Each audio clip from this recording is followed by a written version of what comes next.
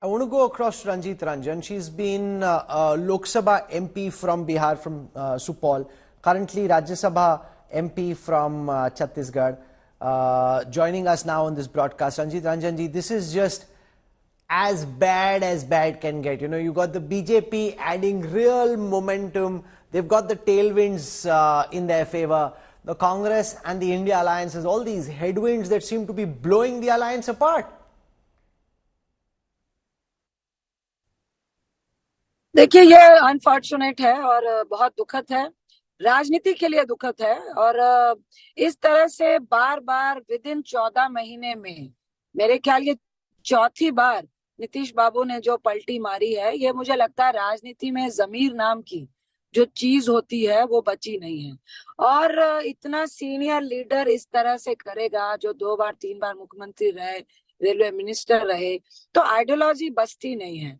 और ये पूरा बिहार देख रहा है। मुझे लगता है कि नाउ दिस इज इनफ, और लोग इसको अब अच्छी तरह से समझ रहे हैं। और ये डाउट तो एक्चुअली हम लोग को 2-3 महीने से हो रहा था, उनकी एक्टिविटीज को देख के, जिस तरह से वो गठबंधन के बीच में भी जिस तरह की बातें कर रहे थे, इग्नोर कर रहे थे, लगातार 1 महीने से किसी से बात नहीं कर रहे थे, बाहर नहीं आ रहे थे। मुझे लगता है वो अब नेचर वाइज उनका इस तरह का जो माहौल हो गया है। और दूसरा, जो उनके कास्ट की वोट, जो वो सोचते हैं कि 10-12% जो कास्ट की वोट है, जिसको अदर ओबीसी पचपनिया कहते हैं, वो शायद उनके पॉकेट में है।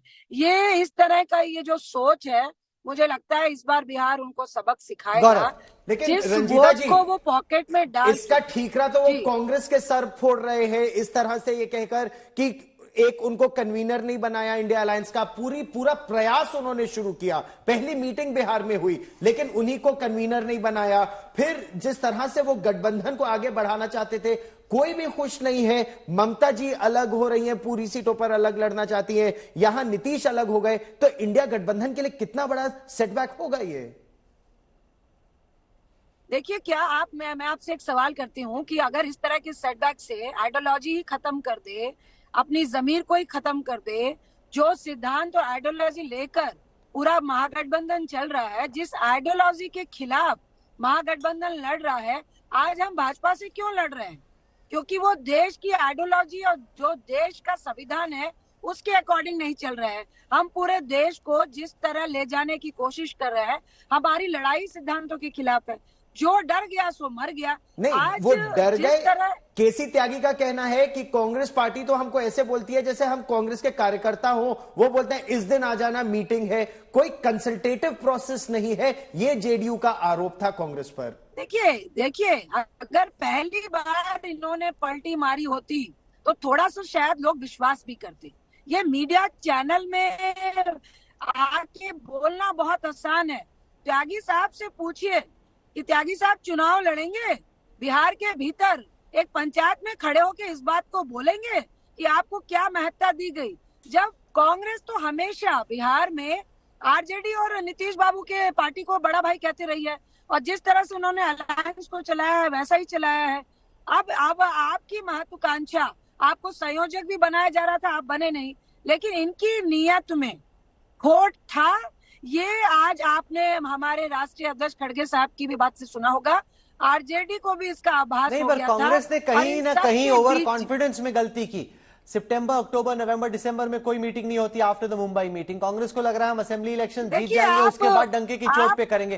कांग्रेस तो ओवर कॉन्फिडेंस में ही मारी जा रही है बार बार।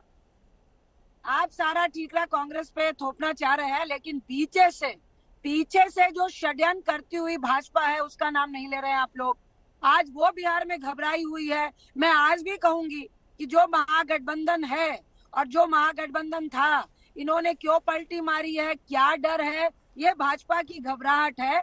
आपको याद होगा जब हम लोग 2014 में जीत कर आए थे, पूरी दुनिया एक तरफ थी, लेकिन 7 एमपी हम कोशी सीमांचल के जीत कर आए थे।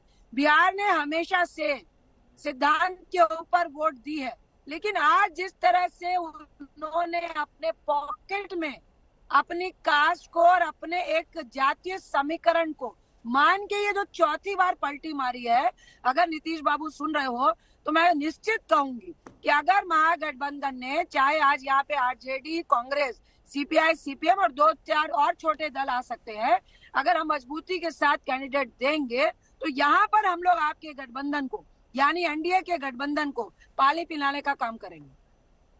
लेकिन जमीनी स्थिति की अगर बात की जाए, आप बंगाल में जो हो रहा है, बिहार में जो हो रहा है, उत्तर प्रदेश में कांग्रेस को महज 11 सीटें देने की बात अखिलेश यादव कर रहे हैं, दिल्ली और पंजाब में जो हो रहा है, आम आदमी पार्टी की तरफ से जो बातें हो रही है, क्या विपक्षी गठबंधन के लिए चुनौती लगातार दिन पर दिन बढ़ती जा रही है? रंजीत जी, नो डाउट हमारे लिए चुनौती है, हम इस चुनौती को स्वीकार कर रहे हैं। जहां तक उत्तर प्रदेश का सवाल है, महागठबंधन में हमेशा से यही डिस्कशन हुआ था, जिस प्रदेश में जो पार्टी मजबूत है उसको महत्ता दी जाएगी। जहां तक आप पंजाब का सवाल कर रहे हैं, पंजाब प्रदेश के कांग्रेसी चाहते हैं कि भाई हम लोग फ्रेंडली फाइट कर लें, क्योंकि पंजाब में कांग्रेस का आधार है। जहां तक दिल्ली का सवाल है, हर जगह पे सिचुएशन के अकॉर्डिंग जहां जो मजबूत है उस तरह से गठबंधन हो रहा है, और इसमें जो पुरानी और बड़ी पार्टी होती है उसको अपना दिल बड़ा रखना पड़ता है, और ये लगातार कांग्रेस कर रही है, जिसके कारण आज हमें खमियाजा भी भुगतना पड़ रहा है और हम ही को सुना रहे हैं आप लोग। Well, okay, so you're putting up a spirited defense. It's not cutting much ice only because of the fact that if Nitish Kumar had been given the kind of preeminence he thought he should be given or that he deserved, maybe this wouldn't have happened. That's Congress spokesperson Ranjit Ranjan speaking to India Today.